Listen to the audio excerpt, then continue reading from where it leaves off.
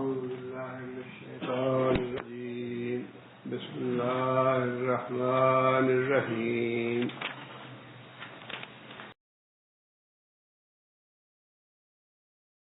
اب آگے پچھلے چونکہ غزوہ تبوک کا واقعہ ہے اور جن حضرات سے کوتاہی ہوئی یا جو کچھ ڈھیلے پڑ گئے ان کا معاملہ تھا.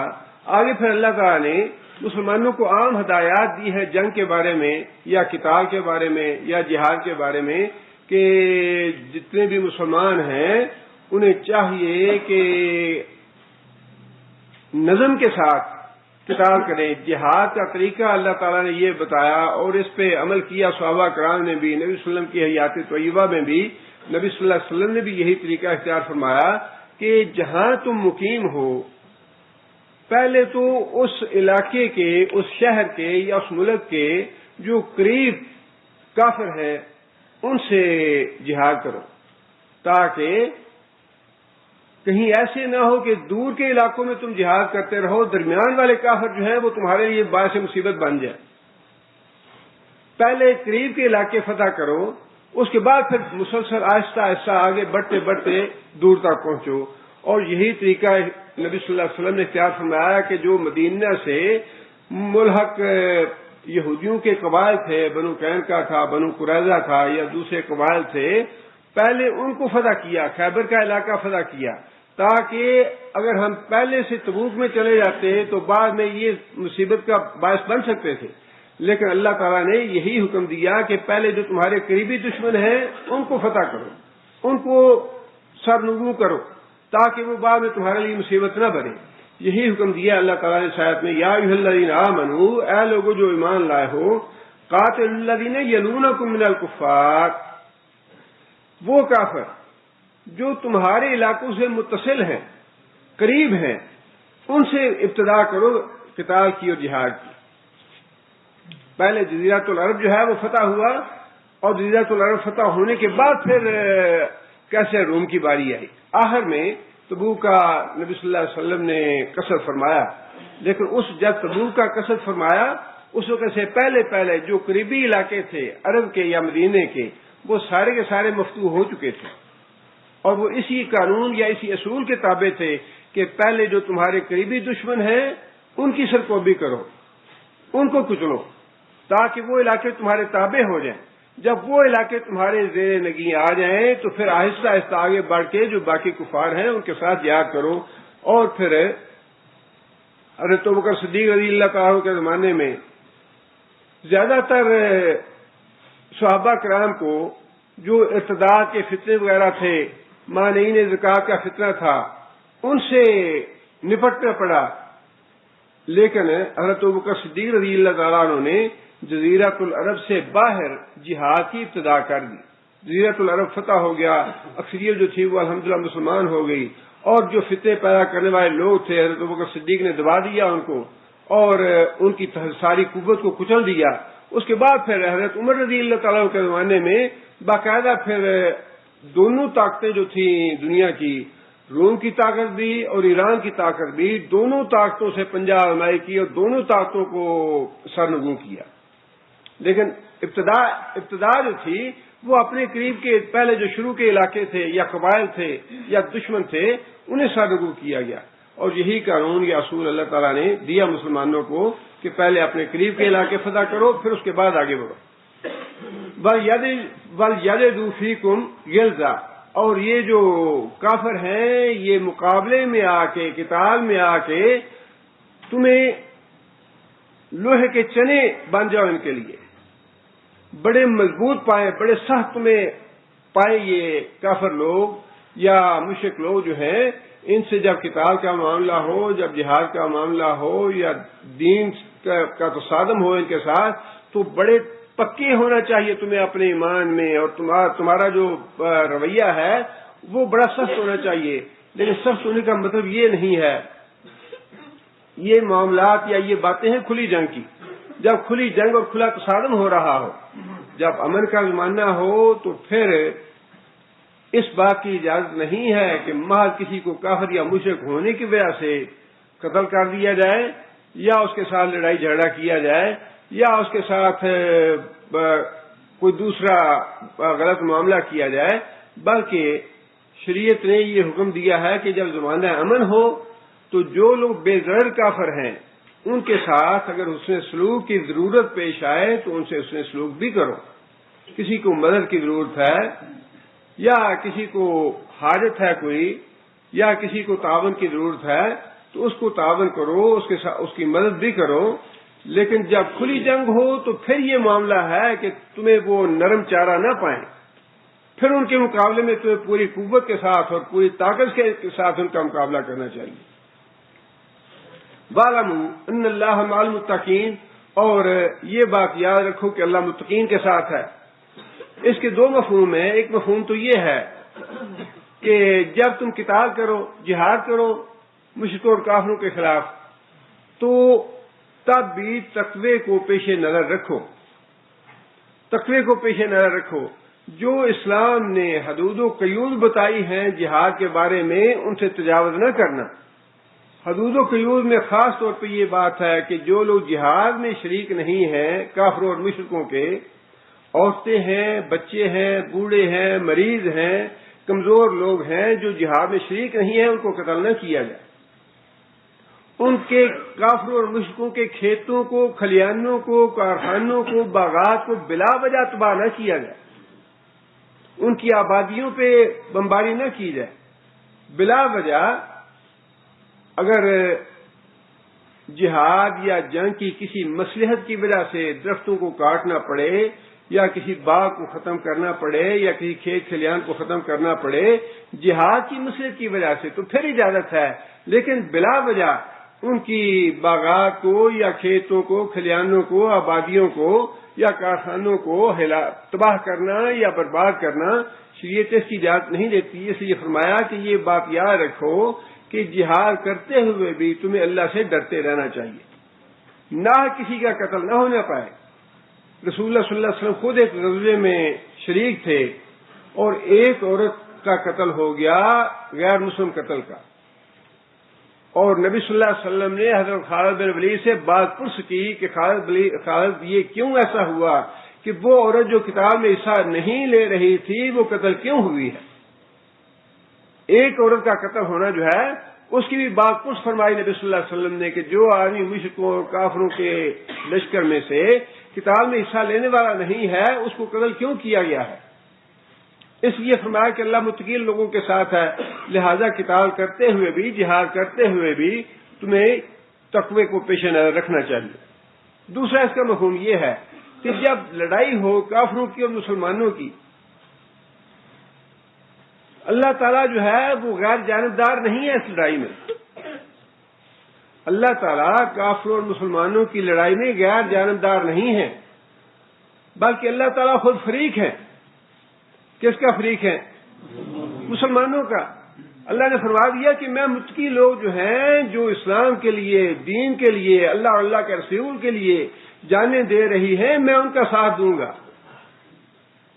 لا یفلح الکافرون، کافروں کے بارے میں بتا دیا کہ کافر جو ہیں وہ کامیاب کبھی ہو ہی نہیں سکتے. اس کی وجہ یہ ہے کہ جو مسلمان ہیں اللہ ان کے ساتھ ہے. آگے پھر اللہ تعالیٰ نے وہی منافقوں کا پھر ذکر آ گیا. آخر تک یہ منافقوں کا ذکر چل رہا ہے سورہ میں. اللہ فرماتے ہیں وَإِذَا مَا أُنزِلَتْ سُورَةٌ فَمِنْهُمْ مَن يَقُولُ أَيُّكُمْ زَادَتْهُ هَٰذِهِ إِيمَانًا.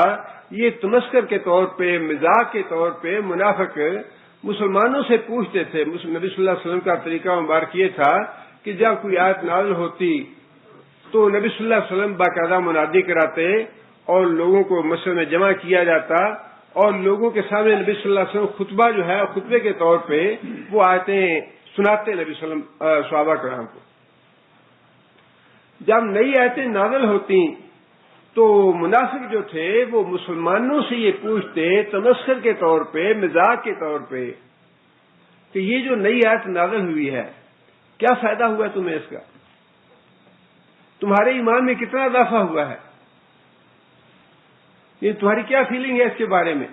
اور یہ وہ پوچھتے تھے تمسخر اور استہزاء کے طور پہ، اس لیے کہ انہیں یہ یقین نہیں تھا کہ یہ واقعی آیتیں اللہ کی طرف سے نازل ہوتی ہیں، وہ کہتے تھے کہ یہ ایمان نہیں لائے تھے دل سے، اور دلوں میں شکوک و شبہات تھے کہ یہ قرآن اللہ کی طرف سے نازل کردہ نہیں ہے، یہ اللہ کے رسول نہیں ہے۔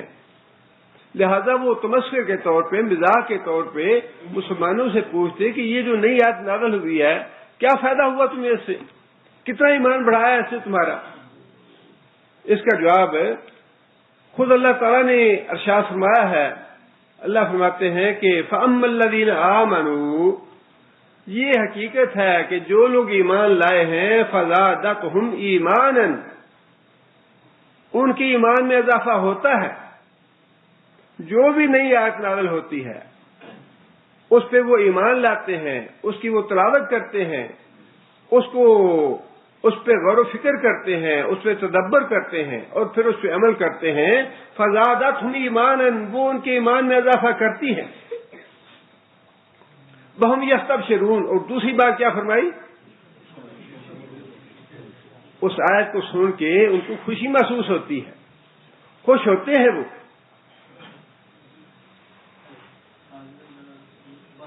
ایمان میں اضافے کی کیا علامت ہے؟ علماء کرام نے 3 باتیں لکھی ہیں کہ، اور پھر یہ بات تو بالکل واضح ہے کہ جب انسان اللہ اور اللہ کے رسول کی اطاعت کرتا ہے، اللہ اور اللہ کے رسول کی اطاعت کرتا ہے، قرآن مجید کی تلاوت کرتا ہے، قرآن مجید سنتا ہے، اور ایسی مجلس جس میں قرآن مجید پڑھا جاتا ہے، پڑھایا جاتا ہے، اس میں ایمان اس مجلس میں یا اس موقع پہ قرآن مجید کی تلاوت کرنے سے، قرآن مجید پہ غور و فکر اور تدبر کرنے سے، اللہ کے رسول کی اطاعت کرنے سے ایمان میں اضافہ ہوتا ہے۔ اور یہ خود صحابہ کرام بھی محسوس کرتے تھے اس بات کو۔ حضرت حنظلہ رضی اللہ تعالیٰ عنہ جب گھر پہنچے اور گھر جا کے اپنے بیوی بچوں میں مصروف ہو گئے تو دل کی کیفیت بڑی مختلف محسوس کی۔ جب نبی صلی اللہ علیہ وسلم کی صحبت میں ہوتے، دین کی باتیں سنتے، قرآن کی آیتیں سنتے، تو دل کی کیفیت بڑی مختلف ہوتی۔ سوچ سوچ کے کہنے لگے کہ میں تو منافق ہو گیا، نافق حنظلہ منافق ہو گیا۔ اور یہی کہتے کہتے نبی صلی اللہ علیہ وسلم کی خدمت میں حاضر ہوئے کہ یا رسول اللہ میں تو منافق ہو گیا ہوں۔ پوچھا کیوں؟ کہنے لگے کہ یا رسول اللہ جب ہم آپ کی مجلس میں ہوتے ہیں تو ہمارے دل کی کیفیت اور ہوتی ہے، ہمارے ایمان کی کیفیت اور ہوتی ہے۔ جب ہم اپنے گھر میں چلے جاتے ہیں، بال بچوں کے پاس چلے جاتے ہیں، گھر کے دھندوں میں لگ جاتے ہیں، کاروبار میں لگ جاتے ہیں، تو ہماری کیفیت بالکل بدل جاتی ہے، جس کا مطلب یہ ہے کہ یہ تو نفاق ہو گیا، یہ تو منافقت ہو گئی۔ نبی صلی اللہ علیہ وسلم نے فرمایا کہ نہیں، یہ ایک طبعی چیز ہے، یہ ایک فطری چیز ہے کہ جب تک تم دین کی مجلس میں بیٹھتے ہو، میری صحبت میں آ کے بیٹھتے ہو، اللہ کے رسول کی باتیں سنتے ہو، قرآن مجید کی آیات سنتے ہو، تو قدرتی طور پہ ان باتوں کا، ان آیات کا تمہارے دلوں پہ اثر ہوتا ہے اور تمہارے ایمان میں اضافہ ہوتا ہے۔ لیکن جیسے ہی تم اپنے گھروں میں چلے جاتے ہو، تمہاری توجہ ہٹ جاتی ہے، اپنے بال بچوں میں تم مصروف ہو جاتے ہو، تمہارے دل کی کیفیت بدل جاتی ہے۔ فرمایا کہ اگر تمہاری کیفیت گھر جانے پہ بھی وہی رہے جو میری صحبت میں ہوتی ہے، تو پھر تمہارا مقام اور مرتبہ تو اتنا بلند ہو جائے کہ فرشتے گلیوں میں آ کے تمہارے ساتھ سلام کریں۔ یہ طبی بات ہے کہ جب تم دین کی مجلس میں ہوگے، قرآن کی آیتیں سنو گے، قرآن کی تلاوت کرو گے، تو تمہارے ایمان کی کیفیت اور ہوگی، تمہارے ایمان میں اضافہ ہوگا۔ اور جب تم اپنے دنیا کے دھندوں میں لگ جاؤ گے، اپنے کاروبار میں لگ جاؤ گے، گھر بار میں کے معاملات ہوں گے، تو پھر دل کی کیفیت اور ہوگی۔ یہ ایک طبی اور فطری بات ہے۔ لیکن اللہ تعالیٰ نے جواب یہی دیا کہ جب آیتیں نازل ہوتی ہیں تو پھر جو ایمان والے لوگ ہیں ان کے ایمان میں تو واقعی اضافہ ہوتا ہے، اور اضافہ ہونے کی علامتیں 3 بتائی ہیں علماء نے، اور ہر آدمی کو جانچنا چاہیے اپنے ایمان کے بارے میں۔ قرآن مجید کو پڑھنے سے، قرآن مجید کی تلاوت کرنے سے ایمان میں اضافہ ہونا چاہیے۔ اور جب ایمان میں اضافہ ہوتا ہے تو سب سے پہلی بات یہ اللہ اور اللہ کے رسول کی اطاعت جو ہے وہ سہل اور آسان ہو جاتی ہے۔ جب انسان کے ایمان میں اضافہ ہو تو اس کا نتیجہ کیا ہے؟ پہلی بات یہ کہ اللہ تعالیٰ کی اور اللہ کے رسول کی اطاعت آسان ہو جاتی ہے، مشکل نہیں رہتی، بہت سہل اور آسان معاملہ لگتا ہے۔ وہ ایک انصاری صحابی کو نبی صلی اللہ علیہ وسلم نے یہ بات کہی، مجھے اپنی بیٹی کا رشتہ دے دو۔ وہ آدمی بڑا خوش ہوا، یا رسول اللہ یہ تو ہماری آنکھوں کی ٹھنڈک ہے، ظاہر نصیب، بڑی خوش قسمتی ہے ہماری۔ نبی صلی اللہ علیہ وسلم نے فرمایا کہ میں تمہاری بیٹی کا رشتہ اپنے لیے نہیں مانگ رہا بلکہ فلاں صحابی کے لیے مانگ رہا ہوں۔ وہ صحابی متردد ہو گیا، سوچنے پڑ گیا، اچھا یا رسول اللہ میں پھر گھر جا کے بیوی سے صلاح کرتا ہوں، مشورہ کرتا ہوں بیوی سے۔ گھر گیا صحابی، بیوی سے جا کے مشورہ کیا، اسے بھی اسی طرح بتایا کہ نبی صلی اللہ علیہ وسلم رشتہ مانگ رہے ہیں۔ بیوی بھی بڑی خوش ہو گئی کہ یہ تو بڑی خوش قسمتی کی بات ہے، ہمارے تو قسمت کھول گئی اگر نبی صلی اللہ علیہ وسلم رشتہ مانگتے ہیں۔ لیکن کہنے لگے کہ اپنے لیے نہیں بلکہ فلاں آدمی جلیبیب جو ہیں ان کے لیے رشتہ مانگ رہے ہیں۔ وہ بیوی نے فوراً اپنا مشورہ دے دیا، اچھا وہ فلاں آدمی، اس آدمی کو ہم کبھی بھی رشتہ نہیں دیں گے، وہ تو ایسا اور ایسا آدمی ہے، وہ ہم اس کو رشتہ نہیں دیں گے۔ مشورہ کیا میاں بیوی دونوں نے۔ مشورہ کرنے کے بعد جب وہ صحابی واپس گھر سے جانے لگا تو لڑکی نے ساری بات گھر میں سن لی۔ لڑکی نے آواز دی والد صاحب کو، ابا جان میری بات سن لیں۔ واپس بلایا اپنے والد کو، کہنے لگی کہ ابا جی مجھے یہ بتائیں کہ آپ سے رشتہ کس نے مانگا ہے؟ وہ والد کہنے لگے کہ رشتے کی بات تو نبی صلی اللہ علیہ وسلم نے کی ہے لیکن کی کسی اور کے لیے ہے۔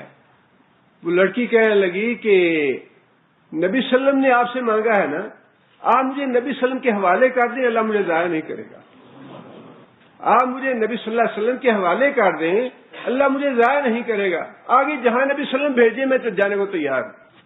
صحابی کہتے ہیں کہ ہم نے دیکھا مدینے میں کہ جتنی وہ عورت شاہ خرچ اور تونگر ہوئی، مدینے کی کوئی بھی عورت اتنی شاہ خرچ اور تونگر نہیں ہوئی۔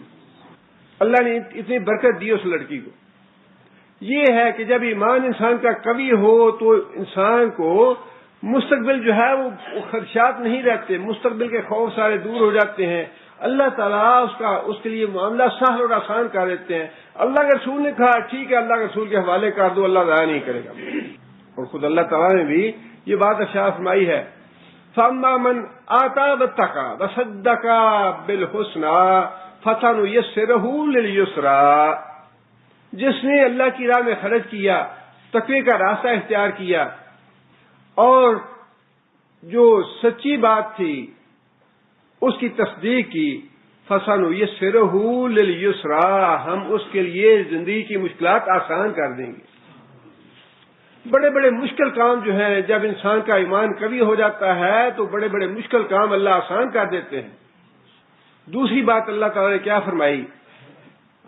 دوسری علامت یہ ہے، ایک بات تو یہ ہے کہ اللہ اور اللہ کے رسول کی اطاعت کرنی آسان ہو جاتی ہے جب انسان کے ایمان میں اضافہ ہو، ایمان قوی ہو جائے۔ دوسری بات یہ ہے کہ انسان کو عبادت میں لذت محسوس ہونے لگتی ہے۔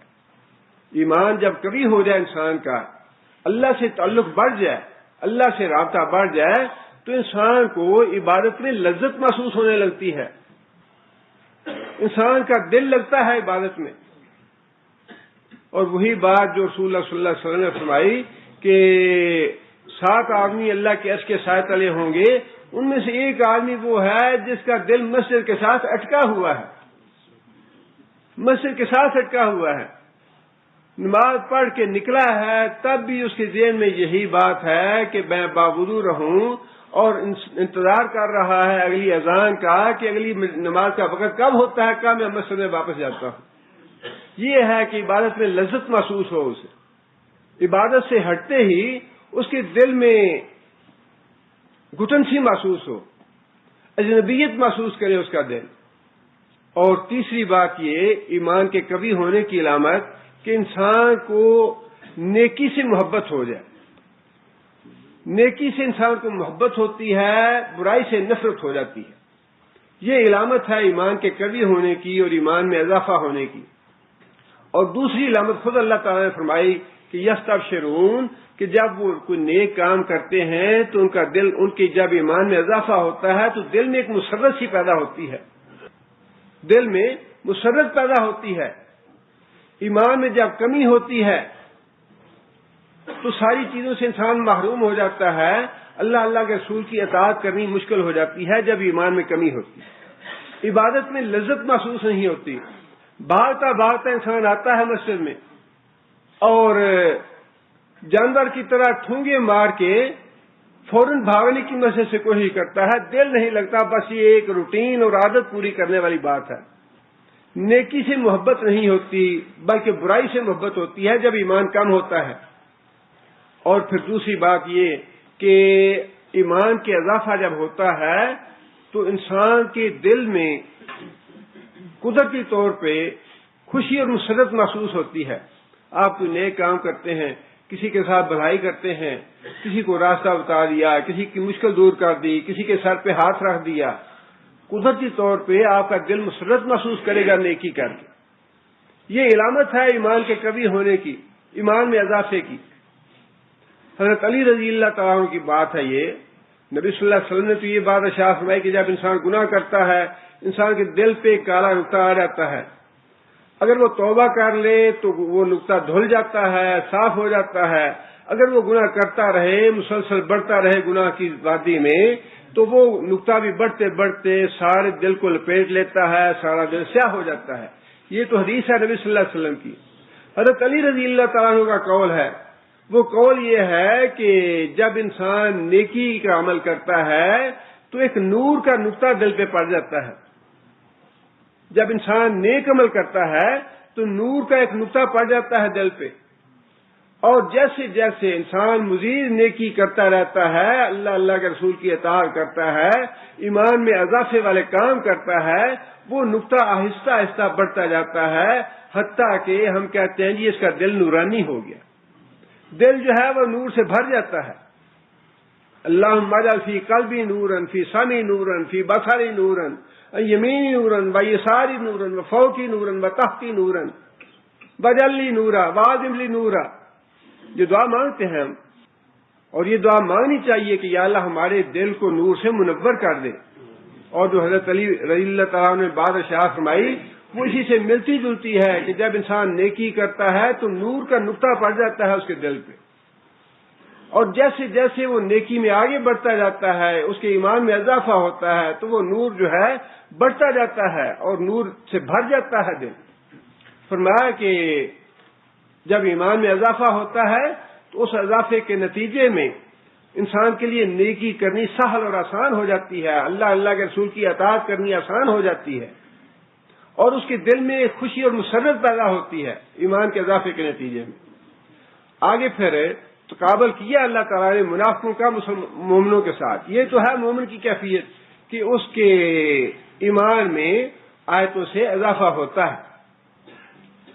وَأَمَّا الَّذِينَ فِي قُلُوبِهِم مَّرَضٌ، اور وہ لوگ جن کی دلوں میں بیماری ہے، روگ ہے.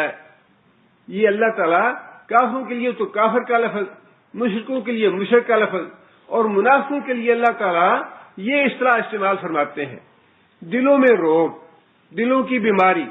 منافق جو ہے بظاہر دعویٰ کرتے ہیں اسلام کا، مسلمان ہونے کا، لیکن دل کی بیماری یہ ہے کہ ان کے شکوک و شبہات دور نہیں ہوتے.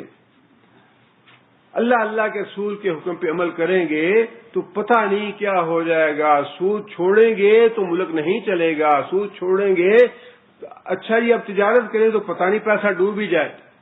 بینک میں پیسہ رکھا ہے، پیسہ تو محفوظ ہے اور سود بھی مل رہا ہے، یقینی ہے. اور یہ دل میں خدشہ رہنا کہ اللہ کے رسول نے تو فرمایا ہے کہ اللہ سود کو مٹاتا ہے اور صدقات کو بڑھاتا ہے.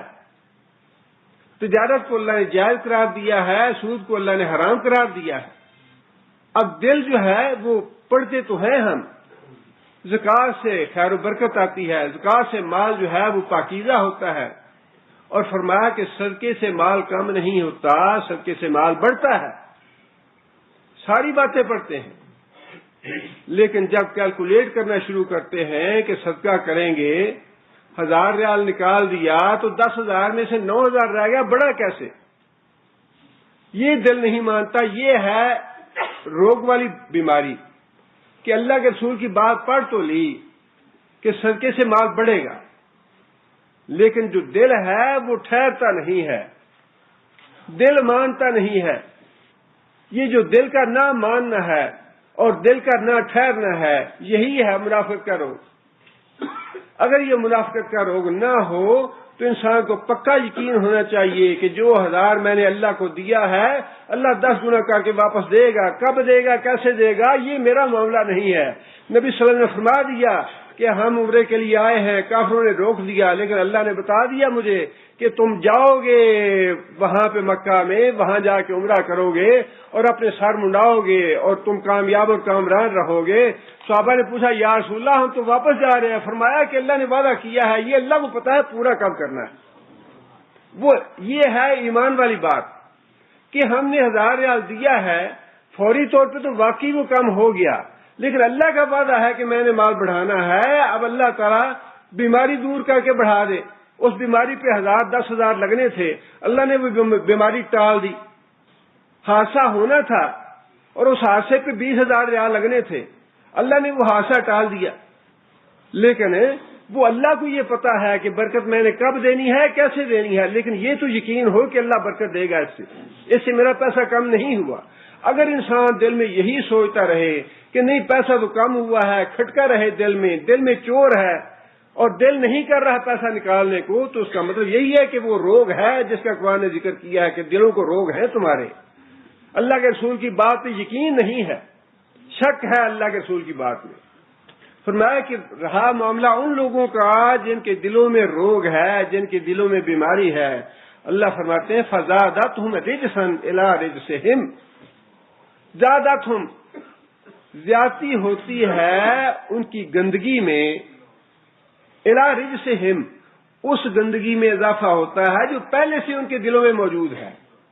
مطلب یہ کہ یہ تو غلالت اور گندگی کی دلدل میں پہلے سے پھنسے ہوئے ہیں منافق لوگ، جن کے دلوں میں روگ ہے، جن کو اللہ کے رسول کے ارشادات پہ شک ہے.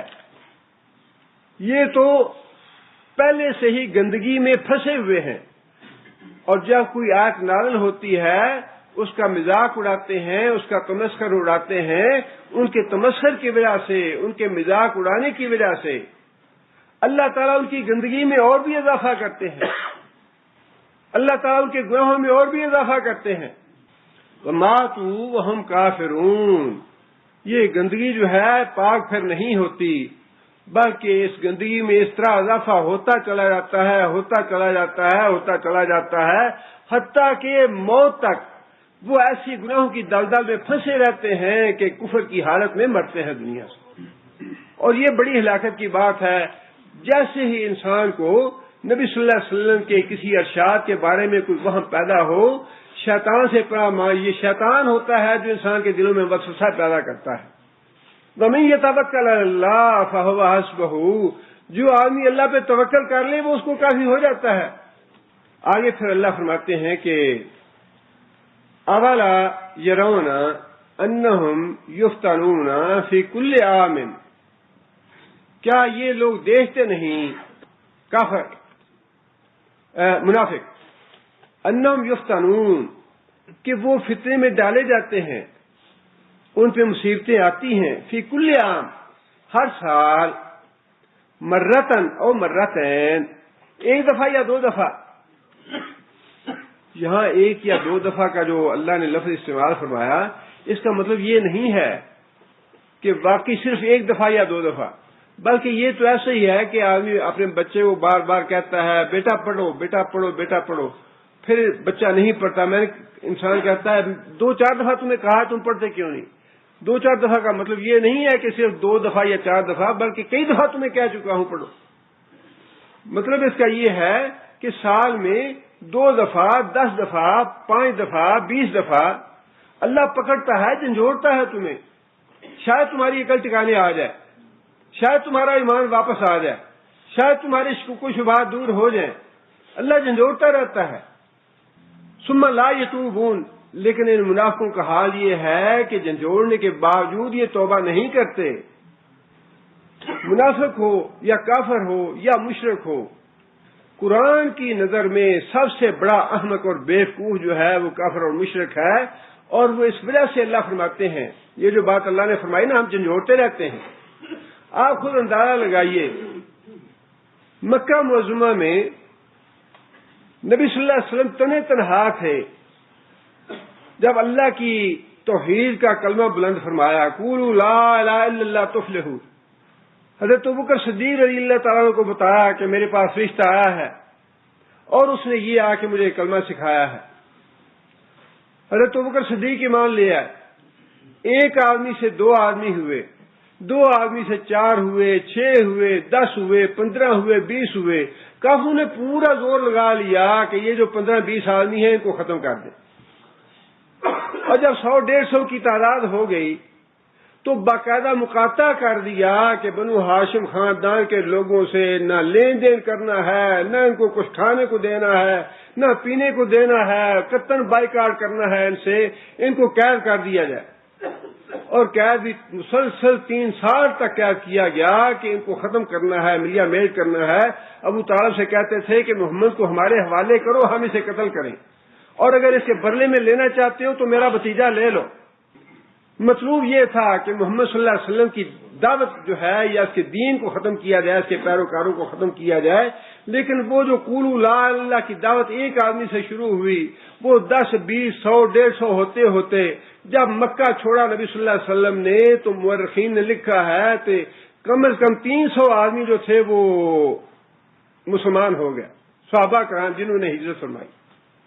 اور حضرت عمر رضی اللہ تعالیٰ عنہ جب ایمان لائے تھے تو حضرت عمر رضی اللہ تعالیٰ عنہ کی زبان مبارک سے یہی بات اللہ تعالیٰ فرماتے ہیں کہ عمر کی زبان سے میں حق نکلواتا ہوں۔ مارا اور پیٹا حضرت عمر کو، حضرت عمر بھی خاموش رہنے والے تو نہیں تھے، حضرت عمر نے بھی مارا پیٹا اور اچھا ان کو جواب دیا، اور ساتھ یہ بات کہی کہ اللہ کی قسم جب ہم 300 کی تعداد میں ہو جائیں گے مکہ میں تو یا تم نہیں رہو گے یا ہم نہیں رہیں گے۔ جب 300 کی تعداد میں ہم ہو گئے، یا تم نہیں یا ہم نہیں۔ اور واقعی وہی ہوا کہ 300 کی تعداد میں ہی ایسا ستیہ ناش کیا، ایسا کچمبر نکالا کافروں اور مشرکوں کو کہ قیامت تک وہ بھولیں گے نہیں اس غزوے کو۔ یہ ساری صورتحال مکہ کی تھی۔ مکہ کے بعد پھر آپ مدینہ میں آ جائیے، مدینہ میں غزوہ بدر ہوا، غزوہ بدر کے بعد پھر غزوہ احد ہوا، پھر غزوہ خندق ہوا، پھر حدیبیہ کا معاملہ آیا، حدیبیہ کے بعد پھر لوگوں نے یہ پورے اس دوران یہ نہیں ہے کہ انہوں نے چھٹی دے دی، وہ تو صلح حدیبیہ میں مجبوراً انہیں یہ عہد کرنا پڑا کہ ٹھیک ہے تم بھی آزاد اور ہم بھی آزاد، مجبوراً کرنا پڑا۔ حدیبیہ تک پورا زور لگا لیا کافروں نے مسلمانوں کو ختم کرنے کا اور ملیا میل کرنے، لیکن اس کے باوجود کر نہیں سکے۔ اللہ مسلمانوں کے ساتھ تھے، اور اللہ نے فرمایا کہ میں غیر جانبدار نہیں ہوں اس لڑائی میں مسلمانوں کے ساتھ ہوں قیامت تک کے لیے۔ اللہ فرماتے ہیں کہ اس کے باوجود بھی ان احمقوں اور بیوقوفوں کو یہ سمجھ نہیں آتی کہ جس دین کو ہم مٹانا چاہتے ہیں، جس دین کے پیروکاروں کو ہم ختم کرنا چاہتے ہیں، یہ ختم تو ہو ہی نہیں رہے۔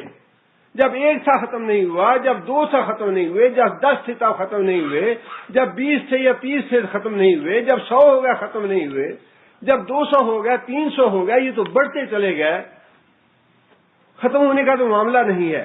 اس لیے اللہ نے فرمایا کہ یہ انتہائی احمق اور بیوقوف اور ناسمجھ لوگ ہیں کہ انہیں یہ پتہ نہیں چل رہا کہ جس کی ہم دشمنی کر رہے ہیں اور جسے ہم ختم کرنا چاہتے ہیں وہ تو ختم ہونے کے بجائے بڑھتا ہی چلا جا رہا ہے۔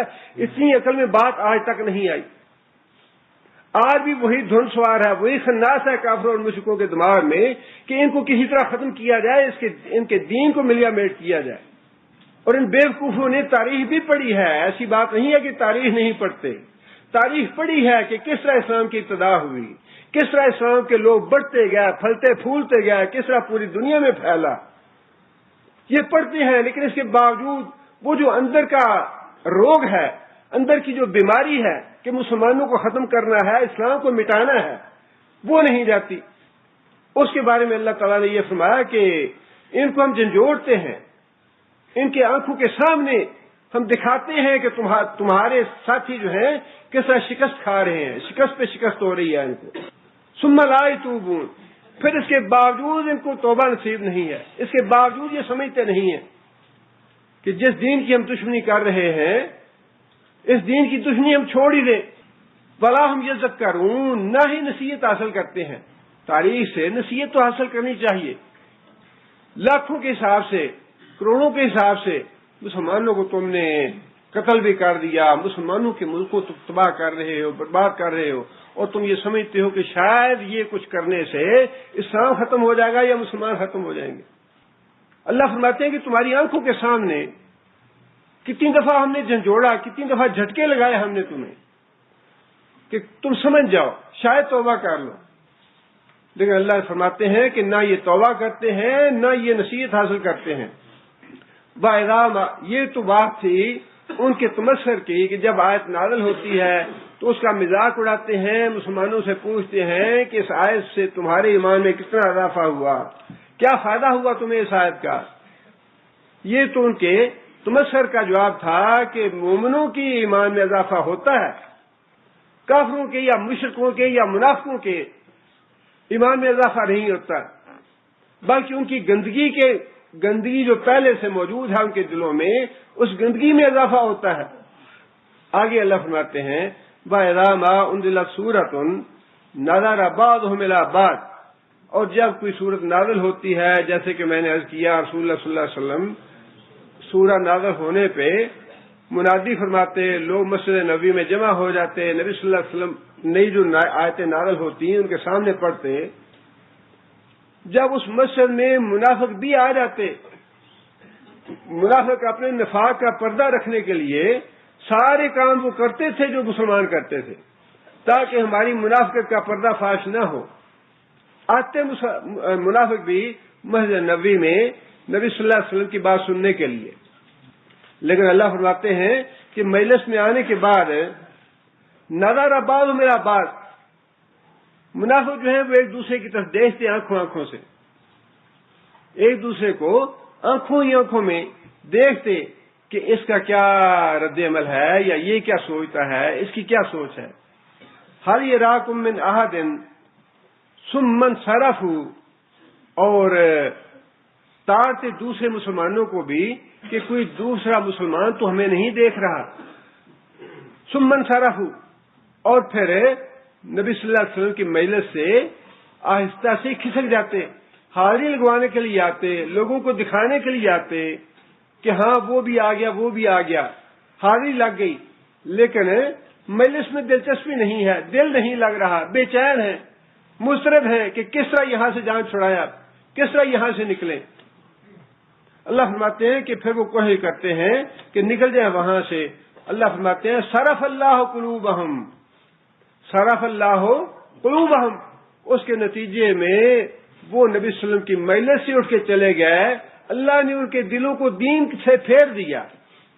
مرتد ہوتے ہو تو ہو جاؤ، اللہ کا یہ قاعدہ نہیں ہے، یہ اللہ تعالیٰ کو ضرورت نہیں ہے، اللہ تعالیٰ جبرن کسی کو پکڑ کے لائیں کہ آؤ میری مسجد میں آؤ اور آ کے نماز پڑھو اور میری رونقیں بڑھاؤ، اللہ کو ضرورت نہیں ہے۔ اللہ فرماتے ہیں جو جہنم میں جانا چاہتا ہے خوشی سے جائے۔ نبی صلی اللہ علیہ وسلم خطبہ ارشاد فرما رہے تھے، 3 آدمی آئے، ایک آدمی جو تھا اس نے لوگوں میں سے راستہ بنایا، نبی صلی اللہ علیہ وسلم کے قریب جا کے بیٹھ گیا۔ دوسرا آدمی جو تھا اسے جہاں جگہ ملی وہیں مجلس میں بیٹھ گیا۔ تیسرا آدمی دیکھ کے کہ آدمی بہت زیادہ ہے، جگہ نہیں، تو واپس چلا گیا۔ نبی صلی اللہ علیہ وسلم نے فرمایا کہ جو آدمی قریب آ کے بیٹھا اللہ نے اس کو قربت نصیب کر دی، اللہ نے اس کو اپنے قریب کر لیا، قربت نصیب کر دی۔ جو آدمی پیچھے ہی بیٹھ گیا اس نے لوگوں کی حیا کی کہ لوگوں کو میں تکلیف نہ دوں، لوگوں کی گردیں نہ پھیلاؤں، جہاں جگہ ملی وہیں بیٹھ گیا، اس نے لوگوں کی حیا کی، اللہ نے اس کی حیا کی، اور فرمایا کہ جو آدمی واپس چلا گیا اللہ نے بھی اسے منہ پھیر لیا، جس نے اللہ سے منہ پھیر لیا اسے اللہ نے بھی منہ پھیر لیا۔ وہی بات اللہ نے یہاں ارشاد فرمائی کہ جو جہنم میں جانا چاہتا ہے جائے۔ اللہ رحمان اور رحیم تو ہیں، لیکن اللہ کے قانون اور ضابطے بھی ہیں۔ والذین جاہدوا فینا لنہدینہم سبلنا، جو ہماری طرف آنے کے لیے جد و جہد کریں گے، کوشش کریں گے، تڑپیں گے۔ اللہ تھوڑا دیکھتے تو ہیں، اللہ کی ہدایت جو ہے بڑی قیمتی چیز ہے، اللہ کی ہدایت کوئی گری پڑی چیز نہیں، ہر ایک کو اللہ دیتا نہیں ہے، ہر ایک کو نہیں دیتے اللہ تعالیٰ۔ اللہ دیکھتے ہیں کہ کس کے دل میں واقعی تڑپ ہے ہدایت کے لیے۔ والذین جاہدوا، جو کوشش کرتے ہیں، اور جو 2 گھنٹے کی نیند بھی قربان نہ کر سکے، اللہ کو کیا پڑی ہے کہ اللہ تعالیٰ اس کے آگے قرآن رکھے، اچھا بھائی پڑھو آ کے اور یاد کرو یہ، یا تمہیں میں ہدایت دیتا ہوں۔ اللہ کو ہدایت دینے کی ضرورت نہیں ہے، اللہ تعالیٰ ہادی ہیں، لیکن اللہ کے قانون بھی ہیں۔ واللہ لا یہدی القوم الفاسقین، فاسقوں کے لیے ہدایت کے دروازے بند ہیں، نہیں دیتا ہدایت ان کو۔ جس کو ہدایت جو طلب نہ کرے اسے اللہ کیوں دے؟ جس کے لیے 5 نمازیں پڑھنی مشکل ہے، اسے اللہ کیوں نماز کی توفیق دے؟ ہاں جی دعا کرو اللہ توفیق دے۔ کپڑے پاک نہیں ہے، ساری زندگی کپڑے پاک نہیں ہوتے، ساری زندگی توفیق ہی نہیں ملتی۔ نوکری کے لیے تو انسان کسی کو نہیں کہتا ہی دعا کرو اللہ نوکری کی توفیق دے۔ نوکری کے لیے تو بڑی عقل ہے کہ جا کے میں کمپنی میں جب تک درخواست نہ دوں گا یا پتہ نہیں کروں گا، بھاگوں گا نہیں، کوشش نہیں کروں گا، نوکری نہیں ملے گی۔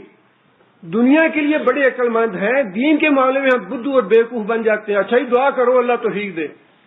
اللہ محتاج ہے ہمارا، اللہ کو ضرورت ہے ہمارے اعمال کی، اللہ کی ذات تو غنی ہے، اللہ الصمد، اللہ تو بے نیاز ہے، ساری دنیا سے بے نیاز ہے۔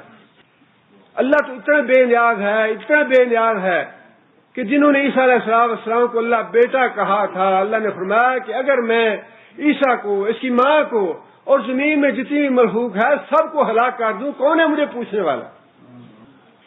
اللہ کی ذات تو بے نیاز ہے، اللہ کو حاجت نہیں ہے، اللہ کو ضرورت نہیں ہے ہماری، ہمیں اللہ کی ضرورت ہے، ہم اللہ کے محتاج ہیں۔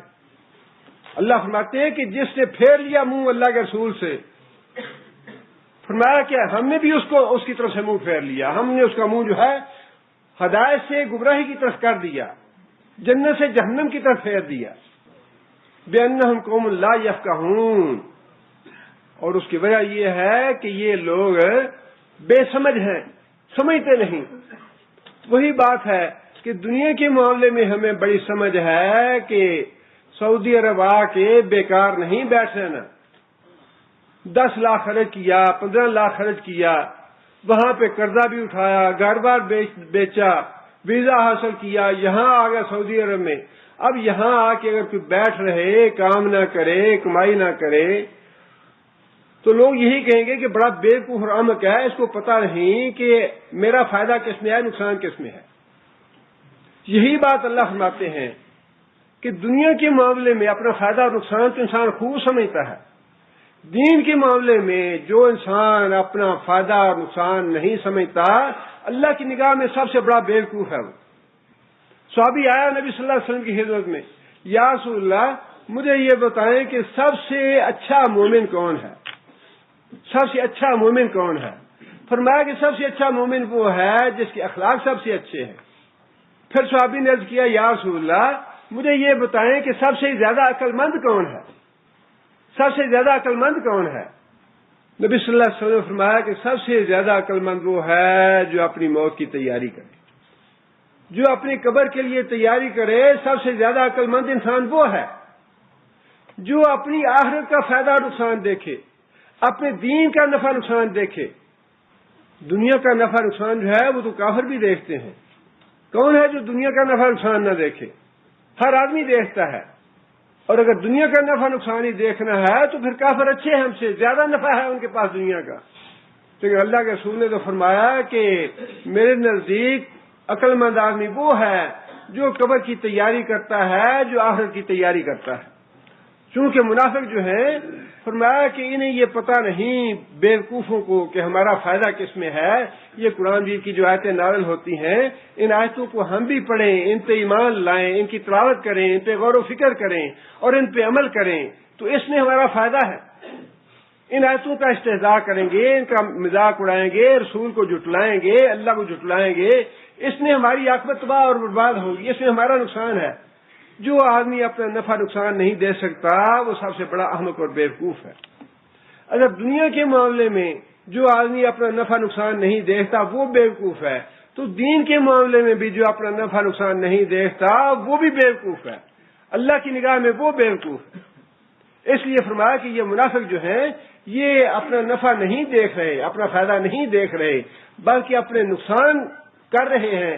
لہذا فرمایا کہ انہم قوم لا یفقہون، یہ منافق جو ہیں یہ بالکل بے سمجھ ہیں، بدھو ہیں، احمق ہیں. یہ آگے پھر فرمایا کہ لقد جاءکم رسول من انفسکم عزیز علیہ ما عنتم حریص علیکم بالمؤمنین رؤوف الرحیم. تمہارے پاس ایک رسول آ گیا من انفسکم، تمہاری جانوں میں سے، تمہاری جانوں میں سے. اللہ کے نور سے نہیں آیا، سورج کے نور سے نہیں آیا، نہ چاند کے نور سے آیا ہے. من انفسکم، جیسی جانیں تمہاری ویسی جان اس کی. من انفسکم، تمہاری جانوں سے. دو مفہوم اس کے لکھے علماء نے. ایک تو یہ ہے کہ تمہارے شہر سے، تمہارے کنبے سے، تمہارے قبیلے سے. امریکہ سے نہیں آیا، کینیڈا سے نہیں آیا، جاپان سے نہیں آیا، بلکہ تمہارے اپنے خاندان کا، تمہارے مکے کا، تمہاری بستی کا، تمہارے شہر کا، تمہارے گھر کا رہنے والا ہے. اور دوسرا مفہوم یہ ہے انفسکم کا کہ جس نوع بشر سے ہے، یہ کسی دوسری نوع سے نہیں ہے، نوع انسانی سے ہے. جس طرح کہ تم انسان ہو ویسے ہی انسان وہ ہے. اگر کہیں ویسے باہر سے آیا ہوتا، کینیڈا یا امریکہ سے آیا ہوتا تو پھر بھی یہ بہانہ تھا کہ ہم تو اس کی زبان نہیں سمجھتے، اس کی باتوں کا ہمیں کیا پتہ چلے، اس کی بات سے ہم کیسے ہدایت حاصل کریں. وہ ہونا چاہیے جو ہماری زبان کا ہو، ہمارے ملک کا ہو، ہمارے معاشرے کو اور ہمارے تہذیب و تمدن کو جاننے والا ہو. فرمایا کہ تمہاری قبیلے کا ہے، تمہارے بھائی، تمہارا ہی بھائی ہے، یہ تمہاری ملک کا، تمہاری بستی کا ہے. اور فرمایا کہ تمہاری جیسی جان ہے اس کی بھی، تمہارے جیسا بشر ہے یہ بھی. جس طرح تمہارے ماں باپ تھے اسی طرح اس کے ماں باپ، جس طرح تمہاری بیوی اسی طرح اس کی بیوی، جس طرح تمہاری اولاد اسی طرح اس کی اولاد. قل سبحان ربی هل كنت الا بشرا رسولا. اس کے پاس باغ کیوں نہیں ہے، اس کے ساتھ فرشتے کیوں نہیں ہے، اس کے پاس سونا کیوں نہیں ہے، اس کے پاس چاندی کیوں نہیں ہے، اس کے پاس حکومت کیوں نہیں ہے. سارے اللہ تعالیٰ نے اعتراضات قرآن میں نقل فرما دیے کافروں کے. اس کے جواب میں یہ فرمایا کہ قل سبحان ربی هل كنت الا بشرا رسولا. یہ سونا چاندی اور دنیا کی حکومتیں اور اختیار اور اقتدار اور فرشتے یہ تو سارے کے سارے اللہ کی قدرت میں ہے، اللہ کے اختیار میں ہے، اللہ کے ہاتھ میں ہے. میں نے کب دعویٰ کیا کہ میں خدا ہوں؟ میرا دعویٰ تو اتنا ہی ہے هل كنت الا بشرا رسولا، کہ میں بشر بھی ہوں، اللہ کا رسول بھی ہوں. یہ ہے میرا دعویٰ. بشر ہونے کے ناطے سے مجھے دکھ بھی پہنچتا ہے، مجھے رنج آتا ہے، مجھے بھوک لگتی ہے، مجھے پیاس لگتی ہے. میں سوتا ہوں، میں کھاتا ہوں، میں جاگتا ہوں، میں چلتا ہوں، پھرتا ہوں. میری بیوی ہے، میرے بچے ہیں، میرے ماں باپ ہیں. هل كنت الا بشر رسولا، کہ میں بشر ہوں اور ساتھ اللہ کا رسول ہوں. یہ ہے دعویٰ، خدائی کا دعویٰ ہی نہیں ہے. اس لیے فرمایا اللہ تعالیٰ نے لقد جاءکم رسول من انفسکم، آیا اللہ کا رسول جو تمہاری ہی جانوں میں سے ہے. عزیز علیہ ما عنتم، جس بات سے تمہیں دکھ پہنچے اس سے اسے تکلیف ہوتی ہے. تمہارا ہمدرد ہے، تمہارا خیر خواہ ہے. اللہ کے رسول نے فرمایا کہ میری مثال تو ایسی ہے جیسے ایک آدمی آگ جلائے تاکہ لوگوں کو روشنی ملے، حق اور باطل کا فرق واضح ہو جائے، سیدھے اور ٹیڑھے راستے کی پہچان ہو جائے. لوگ تمیز کریں اس روشنی میں، لیکن تمہارا معاملہ جو ہے بجائے اس کے کہ تم اس روشنی میں حق اور باطل کو تلاش کرتے، حلال اور حرام کی تمیز کرتے، تمہارا معاملہ تو وہ ہو گیا جو آگ پہ آنے والے پروانوں کا ہوتا ہے کہ وہ آتے ہیں آگ میں آ کے گرتے ہیں اور جل کے تباہ ہو جاتے ہیں۔ میرا حال یہ ہے کہ میں تمہیں کمر سے پکڑ پکڑ کے اس آگ سے دور کر رہا ہوں کہ اس آگ میں داخل نہ ہو۔ آگ جلانے کا مقصد تو یہ تھا کہ تم حق اور باطل میں فرق کر سکو، روشنی میں تمیز کرو، بجائے اس کی تم وہ فائدہ حاصل کرتے، تم نے وہ جو پروانوں والا کام تھا وہ کرنا شروع کر دیا کہ اس آگ میں داخل ہو کے مرنا چاہتے ہو، میں تمہیں بچانا چاہتا ہوں۔ فرمایا کہ میں تمہیں کمر سے پکڑ پکڑ کے پیچھے کھینچ رہا ہوں، لیکن تم مجھ پہ غالب آ گیا، تم آگ میں داخل چلے گیا۔ فرمایا یہ ہے وہ رسول جو تمہاری تکلیف دیکھ کے رنجیدہ ہوتا ہے، اسے دکھ پہنچتا ہے تمہاری تکلیف کو دیکھ کے۔ تم جب جہنم کی طرف جاتے ہو، اللہ تعالیٰ نے خود قرآن مجید میں یہ بات ارشاد فرمائی، فلا اللہ کا باش النفس کا علی آثارہم ان لم یؤمنوا بہذا الحدیث اسفا۔ اے محمد صلی اللہ علیہ وسلم، آپ اپنے آپ کو ہلاک کر لیں گے اس وجہ سے، غم کر کر کے، صدمہ کر کر کے، رنجیدہ ہو کے، غمزدہ ہو کے کہ یہ لوگ ایمان کیوں نہیں لاتے۔ ٹھیک ہے، آپ کو تکلیف ہے اس بات کی، آپ رنجیدہ ہیں اس بات پہ، لیکن یہ تو ان کا اپنا قصور ہے، آپ تو بڑی ذمہ ہے، آپ پہ اس کا کوئی وبال نہیں ہے، آپ کی ذمہ داری پہنچا دینا تھی، وہ آپ نے پہنچا دیا، اب آگے ان کی اپنی ذمہ داری ہے۔ فرمایا کہ جس چیز سے مسلمانوں کو یا پوری امت کو، پوری مخلوق کو جس بات سے تکلیف ہوتی ہے اس سے محمد صلی اللہ علیہ وسلم رنجیدہ اور غمزدہ ہو جاتے ہیں۔